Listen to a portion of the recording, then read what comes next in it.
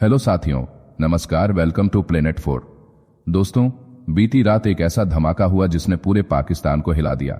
भारत के 4 Rafale fighter jets रात के अंधेरे में पीओके के भीतर तक घुस गए। जैसे ही उन्होंने हवा में गरजना शुरू किया, पाकिस्तान के सिस्टम की सिट्टी पिट्टी गुम हो गई। राफेल की रफ्तार और रडार को चकमा देने की ताकत ने पाकिस्तान की नींदें उड़ा दी हैं। पिछले 4 दिनों से पाकिस्तान की सेना बुरी तरह सहमी हुई है। सैनिक सो नहीं पा रहे हैं, अलर्ट मोड पर हैं और डर के साए में जी रहे हैं। सबसे चौंकाने वाली बात यह है कि पाकिस्तानी सेना प्रमुख खुद बंकर में छुपा बैठा है। जी हां, ये वही पाक फौज है जो टीवी पर चिल्ला चिल्ला कर भारत को धमकी देती थी, आज खुद अपनी ही जमीन पर छिपने पर मजबूर है। अब बात करते हैं पाकिस्तान की हालत की। जंग शुरू होने से पहले ही पाकिस्तान की हालत ऐसी हो गई है जैसे टायर पंचर और पेट्रोल खत्म, उसके टैंकों का तेल खत्म हो रहा है, लड़ाकू विमानों के लिए फ्यूल नहीं बचा और युद्ध अभ्यास आधे में ही रोकना पड़ गया है। मतलब युद्ध से पहले ही पाकिस्तान की रफ्तार ठप हो चुकी है। लेकिन अब सुनिए सबसे बड़ी बात। सूत्र बता रहे हैं कि भारत इस बार 1 सप्ताह के अंदर पाकिस्तान को घुटनों पर ला सकता है और अगर ऐसा हुआ तो पीओके भारत के नक्शे में वापसी कर सकता है। राफेल सिर्फ विमान नहीं, ये भारत का ऐलान है कि अब हर छिपे दुश्मन को अंधेरे में ढूंढकर भी मारा जाएगा। तो दोस्तों, कमेंट में बताइए, क्या आप तैयार हैं उस ऐतिहासिक दिन के लिए जब पीओके पर फिर से तिरंगा लहराएगा? आइए समझते हैं कि आखिर राफेल को लेकर पाकिस्तान ने हुआ क्या है। पाकिस्तान की धड़कनें पहले ही जवाब दे चुकी हैं। कल की रात कुछ ऐसा हुआ जिसने लाहौर से लेकर इस्लामाबाद तक हरकंप मचा दिया। भारतीय वायुसेना के राफेल लड़ाकू विमानों की आवाज ने पाकिस्तान की नींद उड़ा दी। दिल्ली से उठी सरगोशियों ने इस्लामाबाद में तबाही का सायरन बजा दिया। पाकिस्तान की मीडिया ने दावा किया कि भारतीय फाइटर जेट्स ने नियंत्रण रेखा के पास गश्त की। 4 राफेल लड़ाकू विमान कश्मीर की सीमाओं में देखे गए।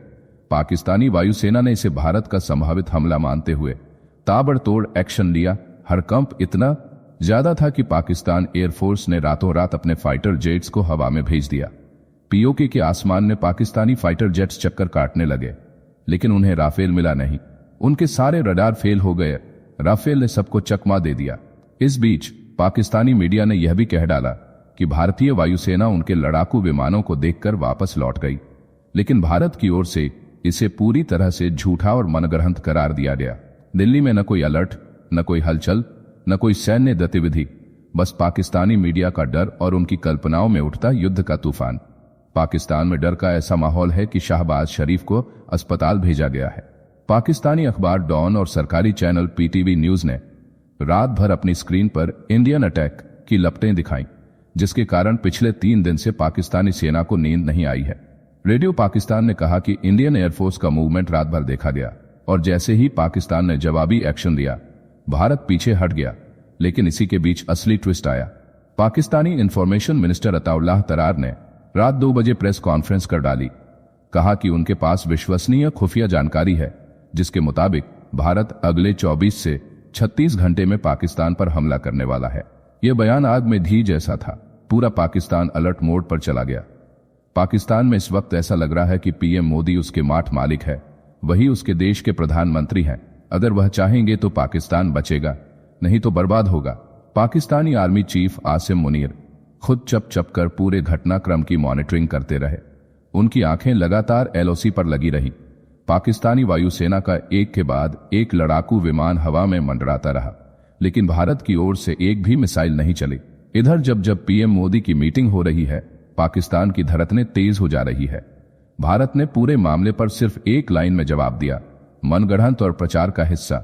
दरअसल राफेल लड़ाकू विमान जब भी उड़ते हैं तो उनकी गरज दुश्मन की रीढ़ तक कंपा देती है। पाकिस्तान जान आता है कि इन विमानों की ताकत क्या है।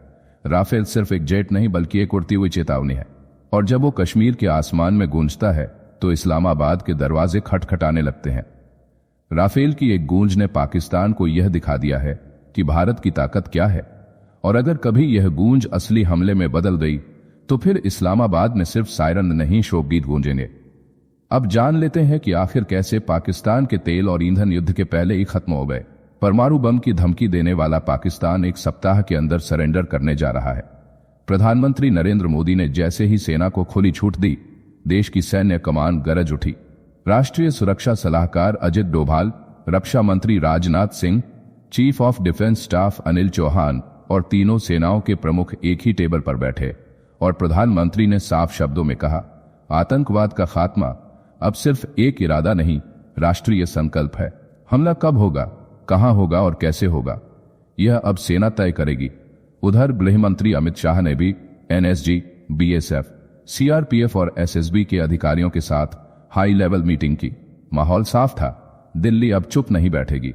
इस माहौल पर मुहर लगाई अमेरिकी अखबार एनवाईटी ने और लिखा, भारत पाकिस्तान पर हमला कर सकता है। रिपोर्ट कहती है, पाकिस्तान जंग की बात पर कांप रहा है, उसके टैंकों में डीजल नहीं है, युद्धाभ्यास तक रद्द किए जा चुके हैं। पाकिस्तानी टैंक T-80 1 किलोमीटर चलने में 2 लीटर डीजल पी जाते हैं। हालात इतने खराब हैं कि शुक्रवार को ड्राई डे घोषित कर दिया गया था। सरकारी गाड़ियां सिर्फ इमरजेंसी में चलती थीं। ग्लोबल फायर पावर इंडेक्स में भारत दुनिया की चौथी सबसे ताकतवर सेना है। अमेरिका, रूस और चीन के बाद भारत का नंबर है। वहीं पाकिस्तान 2025 में टॉप 10 से बाहर जाकर 12वें नंबर पर लुढ़क गया है। भारत का स्कोर 0.1025 है, जबकि पाकिस्तान का स्कोर 0.1695 है। स्कोर जितना ज्यादा, ताकत उतनी कम मानी जाती है। भारत के पास पाकिस्तान की तुलना में 3 गुना ज्यादा हथियार हैं। भारत के पास राफेल, सुखोई जैसे फाइटर जेट, हेरॉन, हारोप, हार्मीस और MQ-9B रीपर जैसे ड्रोन हैं। T-90 भीष्म और Arjun tank, mobile artillery, digital war system और अंधेरे में लड़ने वाले हथियार भारत को बेहद ताकतवर बनाते हैं। भारत के पास 2 एयरक्राफ्ट कैरियर हैं, INS विक्रांत और INS विक्रमादित्य। पाकिस्तान के पास एक भी नहीं। भारत के पास न्यूक्लियर सबमरीन भी है, जो समुद्र से दुश्मन पर वार कर सकती है। पाकिस्तान सिर्फ तकनीक विकसित कर रहा है, अभी उसके पास यह क्षमता नहीं है। भारत के पास 180 परमाणु हथियार हैं, पाकिस्तान के पास 170। भारत के पास पृथ्वी और अग्नि सीरीज की मिसाइलें हैं, जिनकी रेंज 700 से 8000 किलोमीटर तक है। वहीं पाकिस्तान की सबसे लंबी रेंज वाली मिसाइल शाहीन 3 है, जिसकी रेंज 2750 किलोमीटर है। भारत के पास S-400 एयर डिफेंस सिस्टम है, जो पाकिस्तान की मिसाइल को हवा में ही उड़ा सकता है। कारगिल युद्ध के दौरान भारत ने रोजाना 1400 करोड़ रुपए खर्च किए थे, जबकि पाकिस्तान सिर्फ 370 करोड़ ही खर्च कर पाया। अब के समय में भारत का रोजाना खर्च 1500 से 2000 करोड़ तक जा सकता है, जबकि पाकिस्तान 400 से 600 करोड़ तक सीमित रहेगा। भारत की प्रति व्यक्ति आय पाकिस्तान से 1.7 गुना ज्यादा है। पाकिस्तान में डीजल की कीमत 280 रुपए प्रति लीटर से ज्यादा है। रिजर्व फ्यूल की भारी कमी है। साल 2023 में पाकिस्तान ने पूरे साल के युद्धाभ्यास रद्द कर दिए थे। भारत के पास 40 हाई लेवल का स्टॉक है, यानी 40 दिन की फुल जंग। 2024 में भारत ने 1230 करोड़ रुपए का गोला बारूद निर्यात किया। कुल 175 प्रकार के गोला बारूद में से 154 अब भारत खुद बना रहा है। वहीं पाकिस्तान के पास सिर्फ 7 दिन का स्टॉक है, यानी कि भारत के सामने पाकिस्तान 1 सप्ताह के अंदर सरेंडर कर देगा और भारत आसानी से POK वापस ले सकता है। उधर भारत ने फैसला किया है, पाकिस्तान के विमानों को भारतीय आसमान में नो एंट्री और समुद्री जहाजों को भारतीय बंदरगाहों पर नो डॉक्स। यह सिर्फ कूटनीतिक चेतावनी नहीं, यह है भारत की निर्णायक चेतावनी। पाकिस्तान अब भारत के हवाई और समुद्री नक्शे से बाहर कर दिया जाएगा। भारत सरकार अब पाकिस्तानी एयरलाइंस को अपने वायु क्षेत्र में प्रवेश की इजाजत नहीं देने जा रही।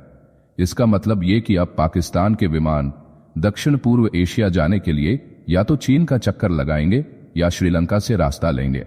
इससे उनकी ईंधन लागत बढ़ेगी, उड़ान का समय बढ़ेगा और इंटरनेशनल कनेक्टिविटी कमजोर होगी। सरकार अब इस दिशा में भी सोच रही है कि पाकिस्तान के समुद्री जहाजों को भारतीय बंदरगाहों पर रोकने की अनुमति न दी जाए। इसका असर पाकिस्तान की व्यापारिक सप्लाई चेन पर पड़ेगा, जो पहले ही लड़खड़ा रही है। खबर है कि पाकिस्तान की एयरलाइंस पहले ही भारत के डर से भारतीय वायु सीमा से बचकर उड़ानें भर रही हैं। यही नहीं, पाकिस्तान की सेना और खुफिया तंत्र भी सोशल मीडिया पर आलोचनाओं की आग में जल रहा है। जाने से पहले वीडियो को लाइक करके चैनल को सब्सक्राइब कर लें।